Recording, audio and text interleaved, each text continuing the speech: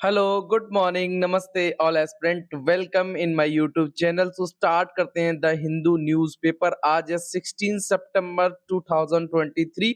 सो हम देखेंगे क्या हमारे लिए इम्पोर्टेंट है। कल का हमारा जो भी द हिंदू छूट गया था उसको हमने कंप्लीट कवर करने की कोशिश की है in prelims current with the PIB and the Hindu and Indian Express combination. So okay, so देखते हैं क्या है हमारे पास।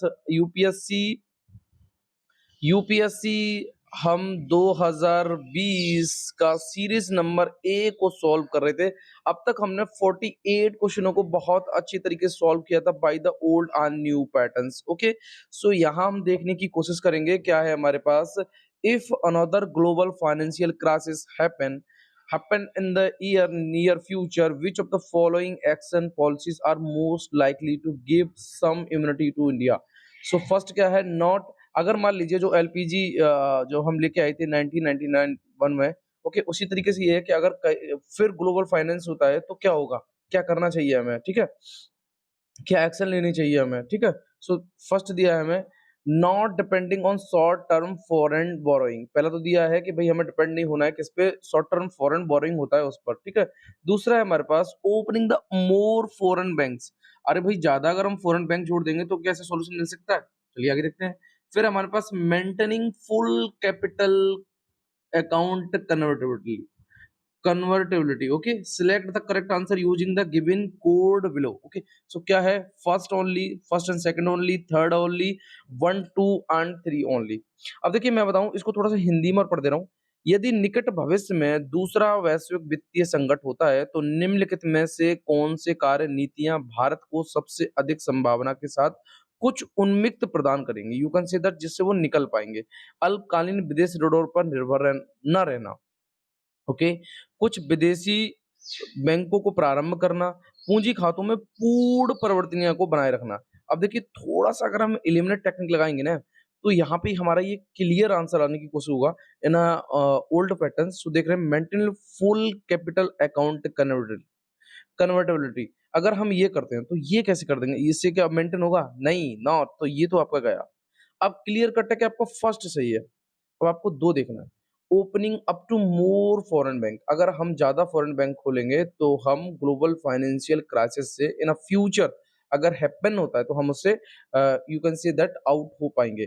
तो ऐसा हो सकता है, तो इसको हम लास्ट में और डिस्कस करेंगे। अभी मैंने आपको हिंट दे दिया कि इसका आंसर वन या टू होगा। सो इसको आप कमेंट बॉक्स में देंगे क्या है क्या नहीं है, अदरवाइज हम लास्ट में तो उसको देखेंगे ही।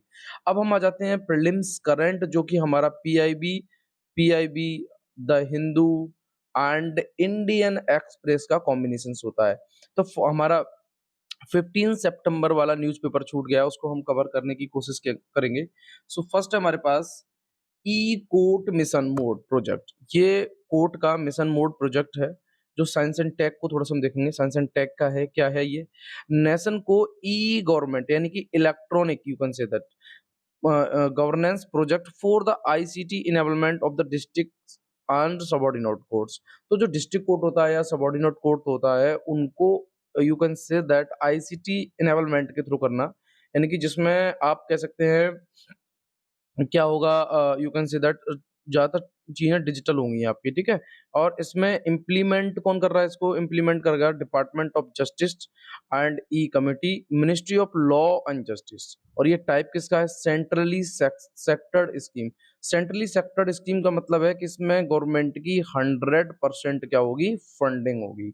ओके, सो आपको थोड़ा सा समझना है ई कोर्ट मिशन मोड प्रोजेक्ट जो है ना उसको डिपार्टमेंट ऑफ जस्टिस, चलिए ये तो थोड़ा सा याद हो जाएगा क्योंकि वो आपका कोर्ट से रिलेटेड है तो इसलिए जस्टिस तो होगा ही, ई कम्युनिटी है यहाँ पे, electronic community, and ministry of the law and justice भी है, ठीक है।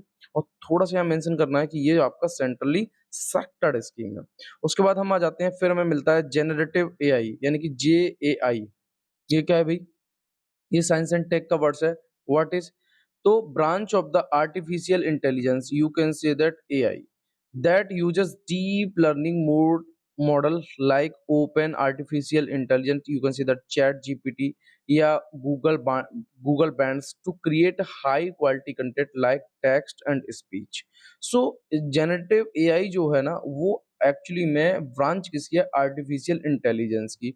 और इससे हमें मिलता क्या है, जो डीप लर्निंग मॉड्यूल्स होते हैं, है ना? As like the chat GPT या गूगल प्रांट के थ्रू वो सारी चीज़ें हमें जनरेटिव एआई में मिलती हैं। उसके बाद ये एक्चुअली में है क्या? ये लीवरेज एडवांस है। यू कैन से दैट किसी से उधार लिया गया। नेचुरल लैंग्वेज प्रोसेसिंग है। ये साइंस एंड टेक के कुछ वर्ड्स ज़्यादा दिए हैं 14 सितंबर को, तो उसको हमने थोड़ा-सा क्लियर किया है यहाँ पे। नेचुरल लैंग्वेज प्रोसेसिंग है, ये अंडरस्टैंड करेगा कॉम्प्लेक्स लैंग्वेज स्ट्रक्चर को। जो कॉम्प्लेक्स लैंग्वेज स्ट्रक्चर है उसको अंडरस्टैंड करने का काम करता है नेचुरल लैंग्वेज प्रोसेसिंग, ओके। उसके बाद हम आ जाते हैं एनएलपी की, फिर बात करते हैं। अब ये एनएलपी क्या है? ये नेचुरल लैंग्वेज प्रोसेसिंग है। ये भी साइंस एंड टेक का वर्ड है। अभी तो हमने चैट जीपीटी देखा, एआई देखा। सो देखते हैं, चैट जीपीटी हम बाद में देखेंगे। फिर हमारे पास है मशीन लर्निंग टेक्नोलॉजी है ये क्या देती है? ये that gives computer the ability, ये कंप्यूटर को एबिलिटी देती है भाई क्या करना है तुमको, इंटरप्रेट करना, मैनिपुलेट करना एंड कॉम्प्रहेंड करना ह्यूमन लैंग्वेज को। जो ह्यूमन लैंग्वेज है उसको इंटरप्रेट, मैनिपुलेट्स और कॉम्प्रहेंड करने का काम किसका है? Natural language processing, okay. ये आपको अच्छी तरीके से याद रखना है कि आप एक भाषा में कह सकते हैं कि जो इंसानी भाषा है उसको आप कंप्यूटर की भाषा में इंटरप्रेट या मैनिपुलेट्स या कॉम्प्रहेंड्स कर सकते हैं, ओके। उसके बाद है वर्किंग पेपर। इसको कौन रिलीज करता है? इसको करता है आईएलओ, यानी कि इंटरनेशनल लेबर ऑर्गेनाइजेशन। ये तो आपको एक रिपोर्ट याद रखनी है। क्लियर है? नेक्स्ट अब हम दूसरे पेज पर आ जाते हैं। हमारे पास क्या है?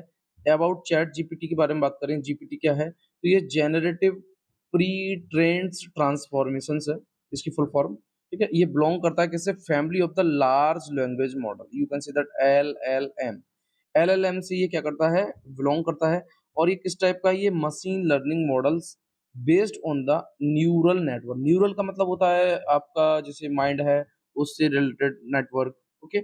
सो अब हम देखते हैं, ये हमारा क्लियर कट हो गया। जो जीपीटी है ना, वो एक्चुअली में फैमिली इसकी जो है ना वो लार्ज लैंग्वेज मॉड्यूल्स है, ठीक है। तो हम लार्ज लैंग्वेज मॉड्यूल्स को थोड़ा सा देखने की कोशिश करेंगे कि भाई ये क्या चीज है।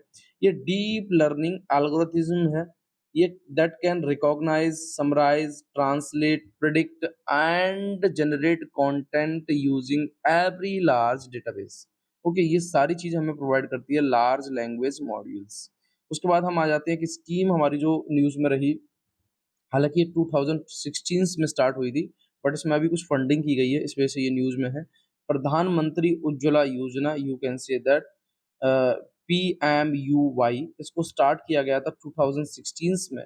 इसका ऑब्जेक्टिव क्या है? इसका ऑब्जेक्टिव है प्रोवाइड करना deposit, you can say that depositor को free LPG connections to women from the poor household. जो गरीब घर की वुमेन्स हैं उनको एलपीजी कनेक्शन प्रोवाइड करने का काम कौन कर रहा है? प्रधानमंत्री उज्ज्वला योजना।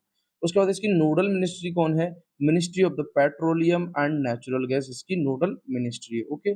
उसके बाद इसको, इस इनिशिएटिव को एक्सपेंड करने का और कौन काम कर रहा है? तो जैसे पहल है, गिव इट अप है, या फ्री रिफिल अंडर द प्रधानमंत्री गरीब कल्याण योजना, ये इसको एक्सपेंड करने का काम कर रही है किसको? एलपीजी को, ओके। तो यहाँ तक आपको क्लियर हो गया होगा। 14 सितंबर वाला हमारा जो भी छूटा था उसको हमने कवर करने की कंप्लीट कोशिश किया है ना, prelims current, okay.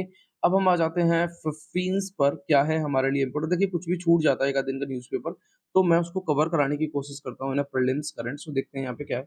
Prelims current अब हम देखेंगे, हमारे पास है आयुष्मान भव कैंपेन।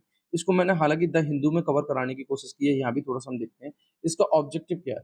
ऑब्जेक्टिव इसका मतलब यू कैन से दैट ग्राम पंचायत को स्प्रेड हार्ड बनाना, you can say that spearheaded Ayushman Bhav campaign जो चलेगा।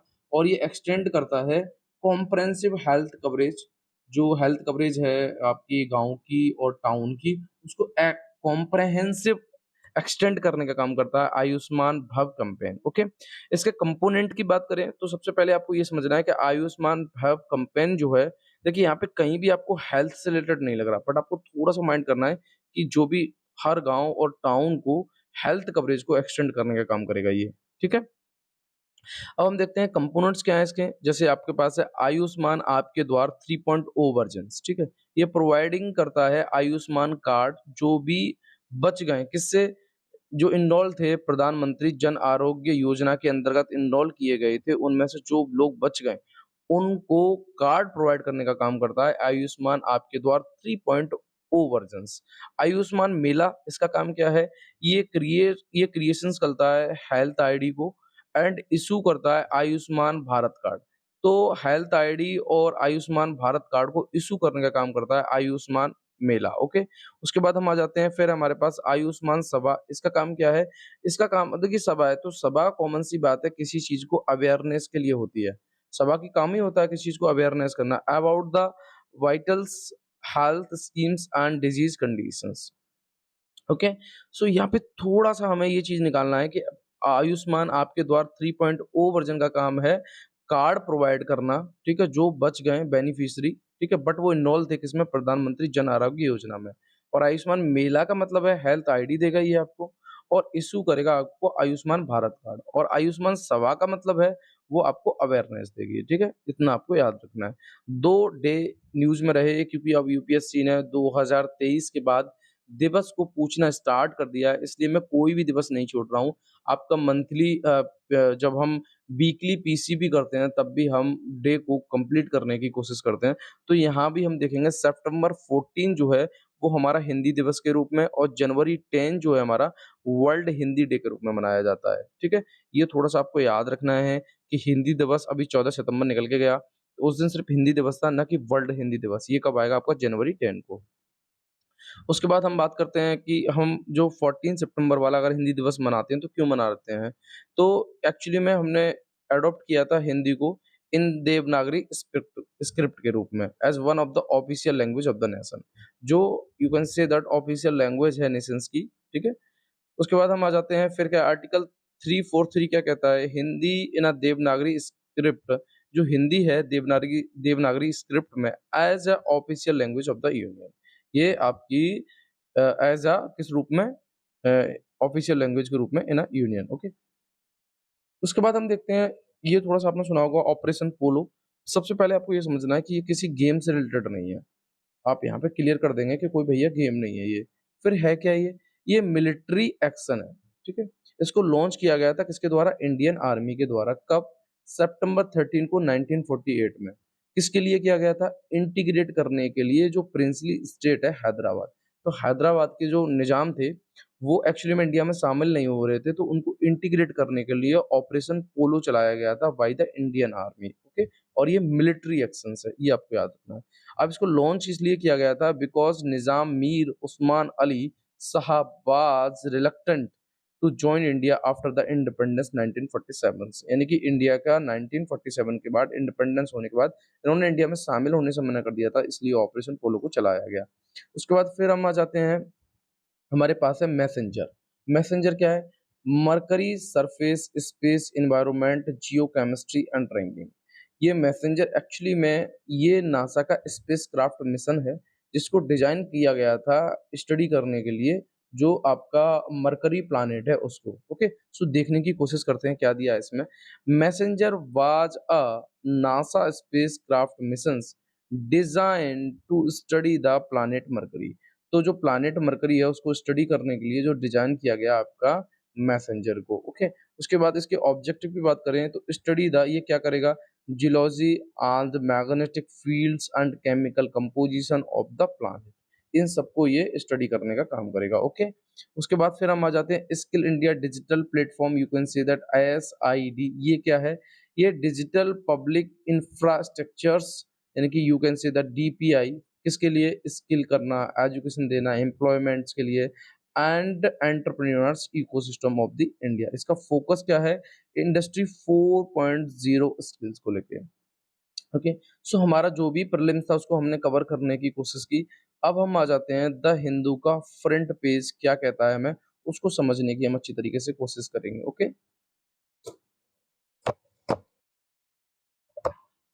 तो अब देखेंगे हम क्या है फ्रंट पेज पर हमारे पास।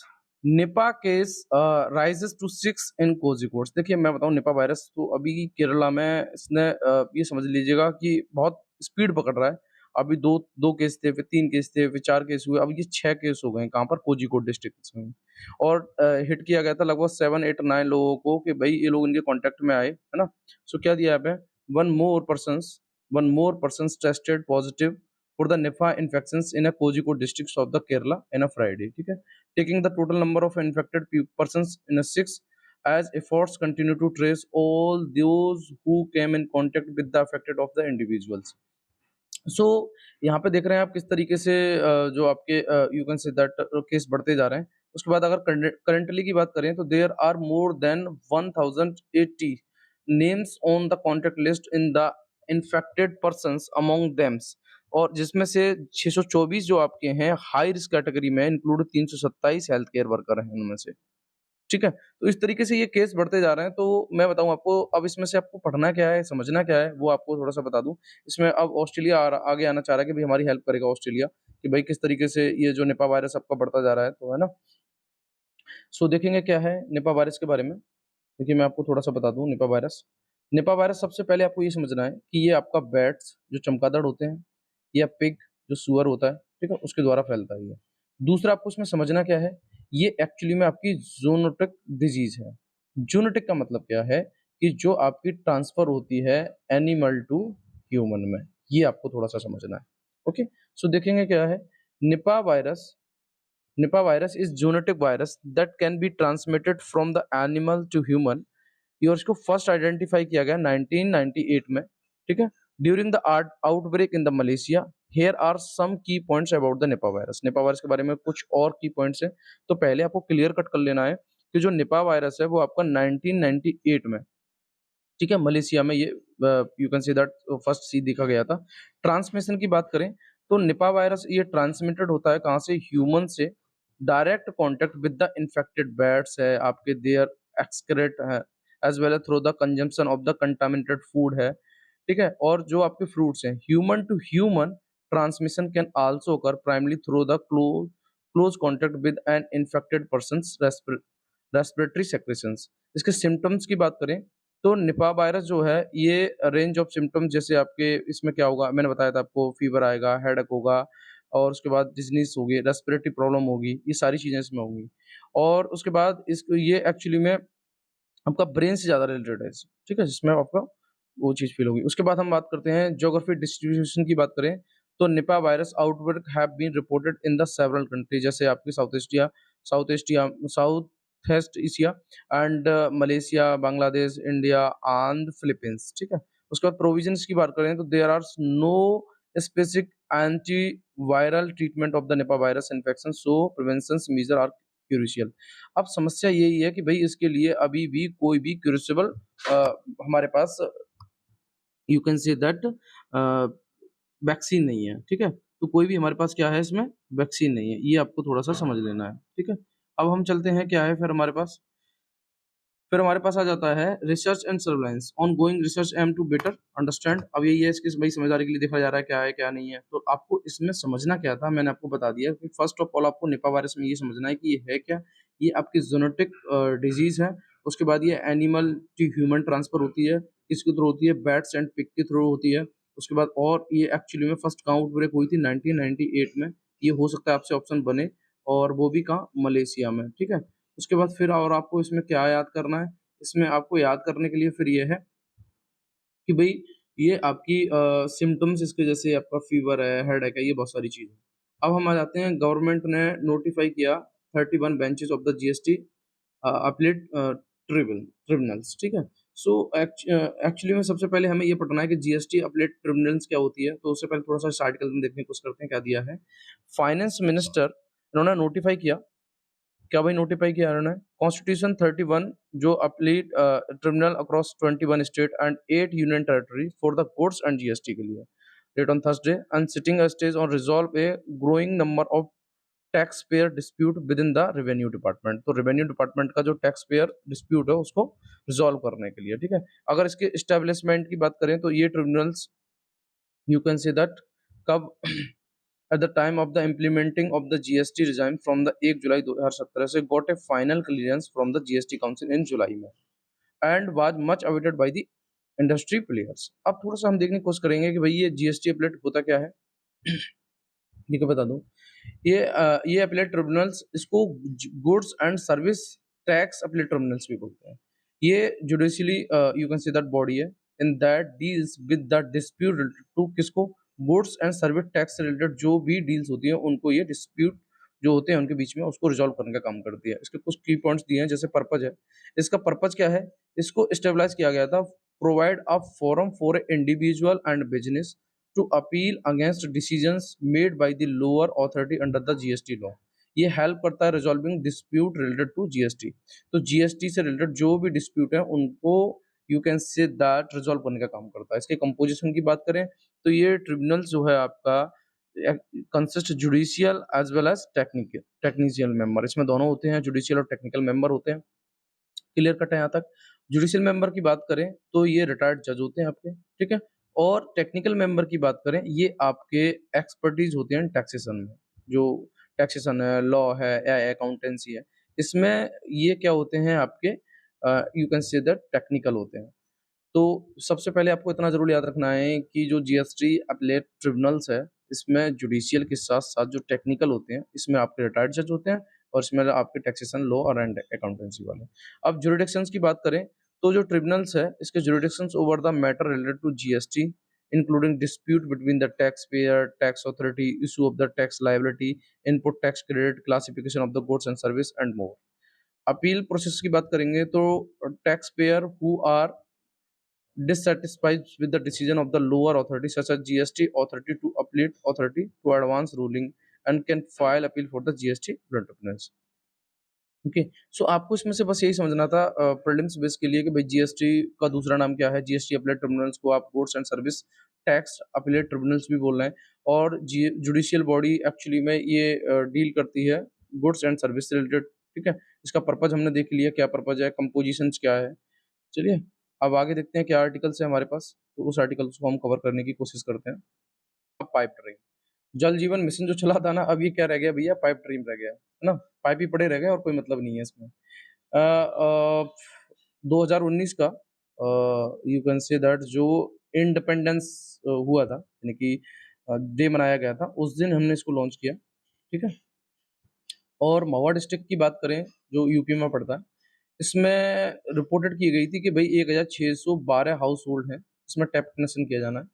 और 4 साल में जो है आपका 1,29,209 हाउस होल्ड हैं, लगभग 98% जो रूरल वहाँ लोग रहते हैं वो, ठीक है, उनको टैप कनेक्शन देना है।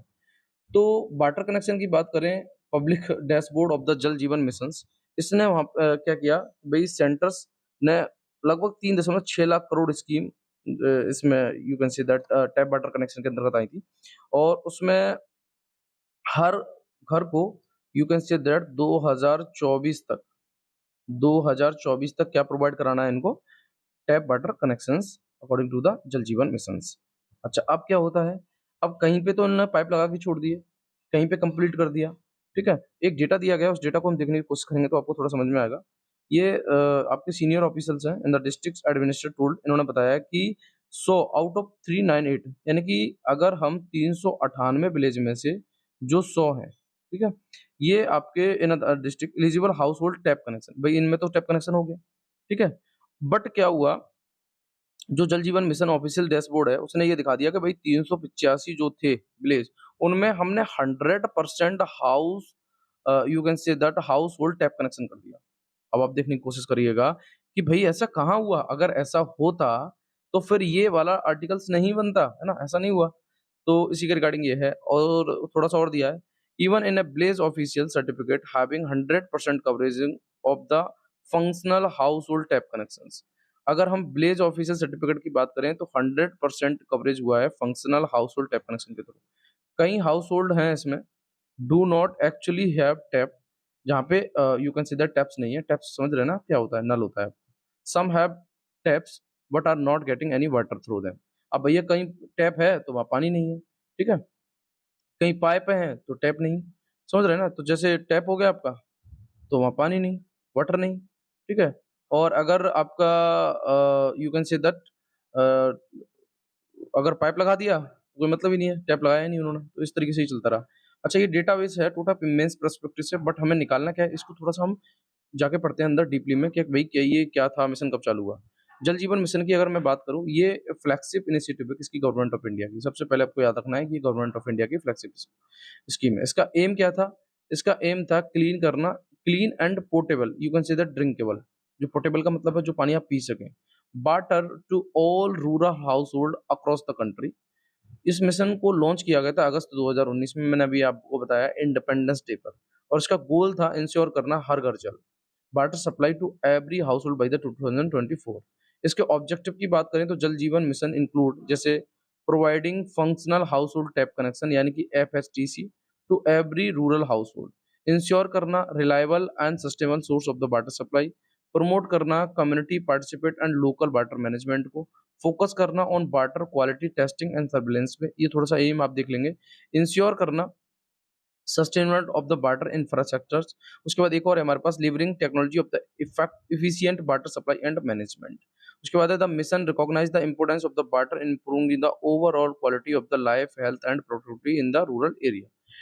ठीक है, तो ये सारे काम थे किसके, हर घर जल, यू कैन से दैट जल जीवन मिशंस के। तो आपको समझ में आ गया होगा कि जल जीवन मिशन क्या था, क्या नहीं था और ये कहाँ तक बन के रह गया। और महुआ डिस्ट्रिक्ट की बात करें तो वही ये यहाँ पे एक ड्रामेटिकल तरीके से you can say that data को दिखाया गया।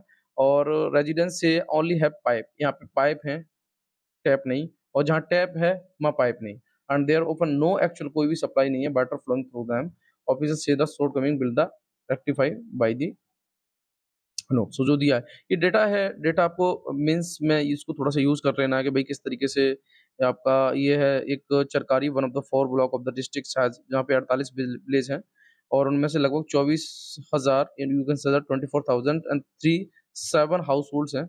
और हम उनमें से हर एक में आपका टैप कनेक्शन होना था और रेजिडेंस अस्तवंस अब्लेज with 42 household grip that only half the household have tap, no water actually flow through them. ठीक है, ये सारी कहानी उसके बारे में दी है। अब देखते हैं क्या है और हमारे पास इम्पोर्टेंट देंगे क्या दिया है। एग्जम्पटेंस मिलेट्स फ्रॉम द जीएसटी, अगर जीएसटी से इसको मिलेट्स को हटा दिया जाता है तो क्या होता है, कैन मुक्त कर दिया जाता है, can lift affordability and boosting consumption. तो इससे क्या होगा भैया, आपका कंजप्शन जो है बूस्ट होगा और अफोर्डेबिलिटी भी लिफ्ट होगी।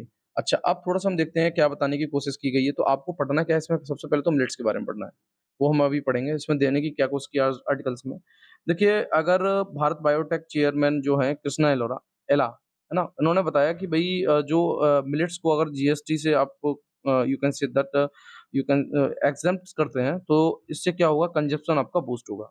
दूसरा क्या है, नाबार्ड के जो चेयरमैन है के भी इन्होंने बताया कि हमारा टारगेट है 15 मिलियन टन्स यानी कि एमटी मिलेट्स बाय दी 2023 20 2030, यानी कि 2030 तक हमें 45 million ton you can say that millets को प्रोड्यूस करना है। ठीक है, और अभी हमारा टारगेट है कितना, 17 मिलियन टन। ओके, ये तो हमारा डेटा थोड़ा सा आपको याद रखना है। और इंडिया अकाउंट्स की बात करें तो 41% यानी कि लगभग 41% global millets produce, millets have a crucial role to play the nutrition security of the country. तो आप देख रहे हैं 41% जो है प्रोड्यूस होता है अभी हमारे पास। उसके बाद अपीडा की थोड़ी सी रिपोर्ट देखने की कोशिश करेंगे। अपीडा के जो चेयरमैन है उन्होंने बताने की कोशिश की है कि हमारा एम है लगभग 100 मिलियन डॉलर। ठीक है, मिलेट्स को हमें शिपिंग करना है बाई 2025 तक। ये थोड़ा सा डेटा आप देख लेंगे, aiming shipping 100 million dollar millets by 2025 तक। और अगर फाइनेंशियल ईयर 22-23 की बात करें तो जो मिलेट एक्सपोर्ट है स्टोड एट द, अभी हम कहाँ खड़े हुए हैं, अभी हम हैं 75.43 मिलियन डॉलर का। तो ये चीज़ आपको थोड़ी-सी समझनी है। ओके, क्लियर हो गया? अब मैं आपको बता दूँ कि इसमें आपको मिलेट्स के बारे में पढ़ना है। तो मिलेट्स को हम देखते हैं क्या है, क्या नहीं है। देखिए यहाँ दिया है, millets are a group of small seeds grasses and have been cultivated for the thousand of year and staple food source in various part of the world. ठीक है, तो कुल मिला के ये क्या है, स्मॉल सीड ग्रास है। उसके बाद समझना है, they are for their nutrition value, resilience to harsh and growing condition and sustainable farming practice. कुछ प्रकार के हमें मिलेट्स होते हैं उनको देखेंगे, जैसे आपका पीयर्स मिलेट्स है, फिंगर मिलेट्स है, फॉक्सटेल है और सोरगम है। ओके, उसके बाद हम न्यूट्रिशन वैल्यू की अगर बात करें तो millets are a rich nutrients such है, जिसमें फाइबर होता है, क्या फाइबर है, विटामिन्स है, स्पेशली बी विटामिन्स, मिनरल्स में आपका आयरन हो गया, मैग्नीशियम हो गया, फास्फोरस हो गया। ठीक है, और antioxidant. They are gluten free, इसमें ये ग्लूटेन फ्री है, and have low glycemic index making them sustainable for the people with dietary restrictions और द डायबिटीज। क्लाइमेट रेजिलेंस की बात करें, millets are well suited to dry and arid regions. ठीक है, तो ये कहाँ पे आपका you can see that grow होते हैं, जो आपका वेल सूटेड ड्राई टू है, अराइड रीजन्स है, एज़ दे require less water compare other staple crops like rice और वीट्स। तो राइस और वीट के कंपेयर में इनको क्या चाहिए, कम लेस वाटर चाहिए। This makes them an important crop for water scarcity. Sustainable farming की बात करें तो millets are known for their sustainable farming practice. They are often grow using traditional organic methods and contribute to soil health and biodiversity conservation. उसके बाद हम बात करते हैं millets can use in A various culinary applications. They can be cooked as grains used in a flour form of making breads, रोटी। ये तो सब आपको पता ही है किसमें इसका यूज होता है। हेल्थ बेनिफिट्स की बात करें तो millets offer several health benefits including adding in a weight management. जैसे आपको अगर अपना थोड़ा सा वेट भी कम करना है तब भी इसमें मिलेट्स काम करता है। और देखिए मैं बता दूं आपको, अगर रियल में जो गांव के लोग होते हैं ना वो क्या करते हैं, गांव के लोग ये करते हैं कि भाई वो जब गर्मी आती है ना, गर्मी, you can say that summer, तो जब गर्मी का टाइम होता है तो उस टाइम वो मक्का की रोटी खाना स्टार्ट करते हैं, ठीक है। और जब आपका जाड़े का समय होता है तब वो बाजरा, ठीक है, जो बाजरा की रोटी आपकी खाना स्टार्ट करते हैं। तो आपको बाजरा यू कैन से दैट जैसे हम मिलेट्स बोलते हैं, ठीक है, तो वो आपकी बाजरा की रोटी खाना स्टार्ट करते हैं। तो मैं आपको बता दूं क्या होता है कि इसलिए आपने गांव के लोग देखे होंगे तो उनका थोड़ा सा अगर हेल्थ की बात करें तो मोटापा कम और पेट उनका अंदर होता है है ना? हालाँकि माइंड ना करें मेरी बात को, मैं बताने की कोशिश कर रहा हूँ कि इस तरीके से क्या होता है कि हम लोग को सिर्फ़ क्या लेते हैं, हम लोग लेते हैं गेहूँ की रोटियाँ लेते हैं, है ना? गेहूँ की रोटियाँ ऑब्वियसली फ़ायदेमंद है ना? बट क्या है कि मिलेट्स को 2023 में आपने सुना होगा millets, you can say that ये मिलेट्स ईयर चल रहा है 2023 वाला, और इसके बारे में हम काफ़ी बार क्लियर कर चुके थे, ओके? अब हम नेक्स्ट आर्टिकल देखते हैं क्या है हमारे पास। एसएस यानी कि एक प्लेटफ़ॉर्म है जो एसेस करेगा, यू कैन से दैट आंकेगा टॉप 50 जज before the appointment in a Supreme Court. अगर सुप्रीम कोर्ट में अपॉइंटमेंट होना है टॉप 50 जजों को तो उनको असेस करने का काम करेगा एक प्लेटफ़ॉर्म जिसको बोला गया है ब्रॉड प्लेटफ़ॉर्म। ये आपको थोड़ा-सा याद रखना है, ठीक है? ये बोला है सीजीआई ने, यू कैन से दैट जो अभी डीवाई चंद्रचूड़ है, ठीक है? तो जो ब्रॉड प्लेटफ़ॉर्म होगा उसका काम होगा असेस करना जो आपके टॉप 50 जजेस होंगे इन द कंट्री, जो आपके कंसीडर किए जाएँगे for the appointment as a जज ऑफ द सुप्रीम कोर्ट। और इसकी भाई एक और अच्छी बात है, देखिए जो एक क्रिटिसिज्म है किसका, कॉलेजियम सिस्टम का, कि we have no factual data to evaluate people whom we are consider for appointment to the supreme court. हमारे पास कोई भी ऐसा इवैल्यूएट डेटा नहीं है जिसके बारे में हम बता पाएं कि हमारे यू कैन से दैट जो कॉलेजियम सिस्टम में जिस तरीके से चूज़ किया जाता है सुप्रीम कोर्ट के जज को, ओके। अच्छा, उसके बाद इसमें और क्या बताने की बात करी गई है कि भई इससे क्या होगा, अगर आप ब्रॉड प्लेटफ़ॉर्म तैयार कर रहे हैं, जो असेस करेगा 50 जजेस को, तो इससे जो टॉप 50 जज होंगे, इनको आइडेंटिटी किया जाएगा, ठीक है? और सीनियर मोस्ट हाई कोर्ट के जज हो सकते हैं ये, या फिर ये आप यू कैन से दैट कह सकते हैं जो कैंडिडेट हैं, जो आपके देयर मेरिट या परफॉर्मेंस के आधार पे आएँगे, ठीक है? या फिर आप कह सकते हैं इनका जो अपॉइंटमेंट है are made on the basis of the seniority के आधार पर होगा, या रीजनल रिप्रेजेंटेशन के आधार पर होगा, या मेरिट के आधार पर होगा। ये सारे memorandum you can say that follow किए जाते हैं by the processor of the जो मॉडल था हमारा थ्रू द 3 जजेस केसेस के थ्रू, ओके? अच्छा, अब इससे होगा क्या, अगर ऐसा आप करेंगे तो इससे क्या होगा? देखिए, इससे मैं बता दूँ कि थोड़ा-सा you can say that transparency आएगी, है ना? और identify definite parameter of the selection, जो सिलेक्शन के डेफिनिट पैरामीटर हैं, उनके बारे में पता चलेगा। Even though the process can not be held in the public reliance, जो team would shift through the you can see that candidate judgement their quality and so on. So अब हम थोड़ा-सा देखने की कोशिश करेंगे कि सुप्रीम कोर्ट के जज को कैसे अपॉइंटमेंट किया जाता है, क्या इसका क्राइटेरिया रहता है? सो देखते हैं, इन इंडिया सुप्रीम कोर्ट जज are appointed by the president. सबसे पहले आपको याद रखना है कि इसको अपॉइंटमेंट कौन करेगा? इनको अपॉइंटमेंट करेंगे प्रेसिडेंट। तो अभी अगर मैं आपको बताने की कोशिश करूँ कि आपके डी वाई चंद्रचूड़ हैं, ठीक है? तो और भी हैं वहाँ पे, इतना नाम तो आपने सुना ही होगा। अगर इनको अपॉइंटमेंट किया हुआ है तो आपने द्रौपदी मुर्मू, ठीक है? जो हमारे प्रेसिडेंट हैं, उनको सुना होगा। So on the advice of the chief justice, किसकी एडवाइस लेनी पड़ेगी इनको? सीजीआई की लेनी पड़ेगी, तब सुप्रीम कोर्ट के जज को अपॉइंटमेंट किया जाता है। तो प्रेसिडेंट प्लस सीजीआई, इसकी क्या लेनी पड़ेगी? You can say that consult लेनी पड़ेगी, एडवाइस लेनी पड़ेगी in the consult with the collegium senior जज। इसका प्रोसेस ये है, guided by the principle laid down by the supreme court itself, collegium systems.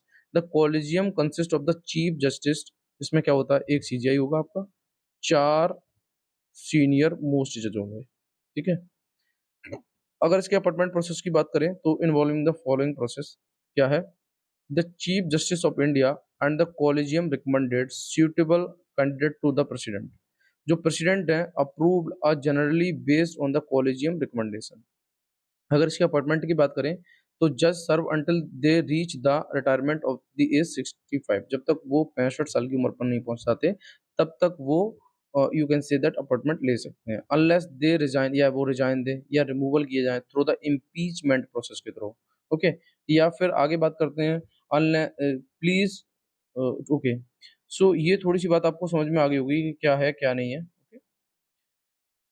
अच्छा, अब हम आ जाते हैं लास्ट अपना एमसीक्यू पे। जो इम्पोर्टेंट न्यूज़ थी उसको मैंने कवर कराने की कंप्लीट कोशिश की है, तो हमारा एमसीक्यू हम सॉल्व करके देखते हैं।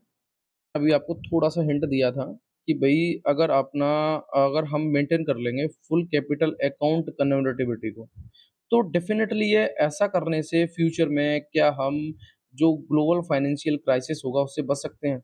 मेबी नहीं, अगर थोड़ा-सा भी कॉमन सेंस लगाओगे तो ये तो नहीं होगा, ये कट गया। अब क्लियर कट है कि फर्स्ट हमारे पास होगा कि अगर हम किसी के ऊपर डिपेंड नहीं है, शॉर्ट टर्म फॉरेन बोरोइंग के लिए, तो पॉसिबिलिटी है कि हम उस चीज़ से अबव हो पाएँ, अप हो पाएँ, ग्रो हो पाएँ। तो फर्स्ट तो हमारा ठीक है।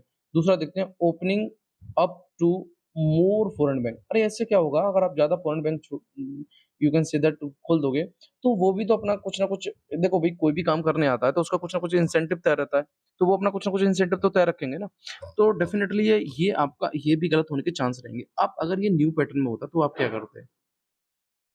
तो मैं बता दूँ आपको, यहाँ तक तो आप इसको एलिमिनेट कर लेते कि भई ये नहीं होगा। एलिमिनेट कर लिया, अब ओनली पेयर 1 दिया है, ओनली पेयर 2 दिया है, 3 दिया है एंड 4 दिया है। तो आप क्या करते इसमें? तो डेफ़िनेटली आप इसमें एक काम करते कि भई आपने ये एलिमिनेट कर दिया। देखिए मैंने बताया आपको कि ऑप्शन तो एलिमिनेट हो रहे हैं आपके, है ना? सिर्फ़ चेंज ये हुआ है। चेंज ये हुआ है, ये वाला पोर्शन हुआ है ओनली पेयर 1, 2, 3 वाला। तो कहीं तक तो आपका एलिमिनेट हो ही रहा है ना। तो यहाँ पर अगर हमने इसको निकाल दिया तो हमारे पास अब ऑप्शन बचता है 1। तो ये इसका हम आंसर इज़िली लगा सकते थे 1, ओके। सो इस तरीके से हमने देखा कि किस तरीके से हम लेके चल रहे हैं इसको, और थोड़ा-सा हिंदी में अगर मैं बताने की कोशिश करूँ, तो देखिए यहाँ भी एक वर्ड दिया है पूर्ण परिवर्तनीयता। यही चीज़ हम हिंदी में पढ़ते आए कि अगर पूर्ण की बात हो कहीं भी, है ना? या फिर आप कह सकते हैं ऑल, है ना? जिसकी सब की बात हो, या केवल हिंदी में। तो ये सारे वर्ड जो हैं हमारे एक्सट्रीम वर्ड्स होते हैं, इनको हम आउट ऑफ करते हैं from the options, then we got the answers with the easily, okay. So ये हमारा कंप्लीट हो गया, और जो हमारा छूट जाता है उसको हम कंप्लीट कवर करने की कोशिश करते हैं। और देखिए कल हो सकता है, मे बी पॉसिबल है कि अपना प्रीलिम्स करंट आएगा, उसको आप ज़रूर देखते रहें। और वीडियो में मैं बता दूँ जो भी इम्पोर्टेंट होता है प्रीलिम्स करंट से, उसको मैं निकालने की पूरी कोशिश करता हूँ। ये आपका हिंदी और इंग्लिश दोनों मीडियम के लिए है, और इसमें अगर सबसे ज़्यादा बेनिफिशियरी अगर किसी को मिलेगा तो वो हिंदी मीडियम के लिए मिलेगा। रीज़न क्या है, क्योंकि मैं अदर चैनलों की तरह ज़्यादा चीज़ें आपकी पिक नहीं करता, ज बसट नहीं करता। जो चीज़ें आपके लिए इम्पोर्टेंट हैं, जो आपको पढ़नी चाहिए, चाहे आप एक दिन न्यूज़ पढ़ें और एक ही खबर पढ़ें, बट आपको उस खबर के बारे में कंप्लीट डेटाबेस हो। फॉर एग्ज़ाम्पल आज हमने निपा वायरस पढ़ा, या कल हमने निपा वायरस पढ़ा, तो हमें निपा वायरस के बारे में अच्छे तरीके से पता होना चाहिए। या फिर मान लीजिए आज हमने आपका मिलेट्स के बारे में पढ़ा, तो हमें मिलेट्स के बारे में पता होना चाहिए, है ना? तो ये सब हमें करना रहता है, ना कि हमें इतना भसड़ नहीं करना है। रीज़न क्या है कि इन द एंड जब आप पढ़ने बैठोगे तो आपको कुछ भी याद नहीं रहेगा। प्रीलिम्स करंट में फ़िल्टर कंटेंट लेके आता हूँ मैं, पीआईबी, द हिंदू और इंडियन एक्सप्रेस का, और मुझे नहीं लगता कि अगर आप इसको लगाने के बाद जब एमसीक्यू लगाओगे, किसी भी टेस्ट सीरीज़ के या प्रीलिम्स का जब एग्ज़ाम दोगे, तो डेफ़िनेटली आप एक बार थैंक्स बोलोगे कि सर ये हमारा फ़िल्टर कंटेंट था जो हमारे बहुत काम आया। है ना? क्योंकि इसमें कुछ भी बसड़ नहीं है, चाहे आप एक लाइन एक पेज का है, ज़्यादा कुछ है नहीं, है ना? तो अगर एक मानेंगे बड़ा पेज तो एक ही पेज है, और उसमें आपकी जो इम्पोर्टेंट चीज़ है उसी को मैं यहाँ पे नोट कर देता हूँ। ठीक है? सो आज हम अपने सेशन को यहीं रोकेंगे, और प्लीज़ मैं आपसे एक ही बात कहूँगा, अगर मैं आपसे कोई भी आंसर पूछता हूँ तो आप उसे कमेंट बॉक्स में उसे सजेस्ट करें। आपका क्या रहता है कि आप वीडियो देख लेते हो उसके बाद कोई जवाब नहीं देते, ये ठीक नहीं है, क्योंकि थोड़ा-सा आप उसमें बताएँगे तो मेरे को भी मोटिवेशंस मिलेगा कि हाँ भाई मेरे साथ भी लोग जुड़े हैं। है ना? हालाँकि मैं जब वीडियो बनाता हूँ तो टाइम लगता है इसमें काफ़ी, अपना टाइम छोड़ के मुझे ये सब बनाना पड़ रहा है। तो आप जब वीडियो को लाइक, शेयर एंड सब्सक्राइब करवाएँगे, तो थोड़ा-सा मुझे भी मोटिवेशंस मिलेगा और ज़्यादा नहीं, आप बस कमेंट बॉक्स में उसमें पास आउट करें कि भई ये वाला क्वेश्चन सबसे पूछा तो इसका आंसर ये होगा, है ना? तो आज मैंने आपसे आपके लिए एक अगर मैं चीज़ छोड़ रहा हूँ, तो कमेंट बॉक्स में आपको निपा वायरस के बारे में लिख देना है थोड़ा-सा। लिखने से क्या रहता है कि आपका थोड़ा-सा माइंड जो है वो मेकअप रहता है कि भई ये वायरस जो है इसके बारे में हमको इतना पता है, हमने टाइप किया था, है ना? तो थोड़ा-सा लिखित में भी हो जाता है आपका और इधर कमेंट बॉक्स में भी मेरे को हेल्प हो जाती है। Okay, so thank you so much.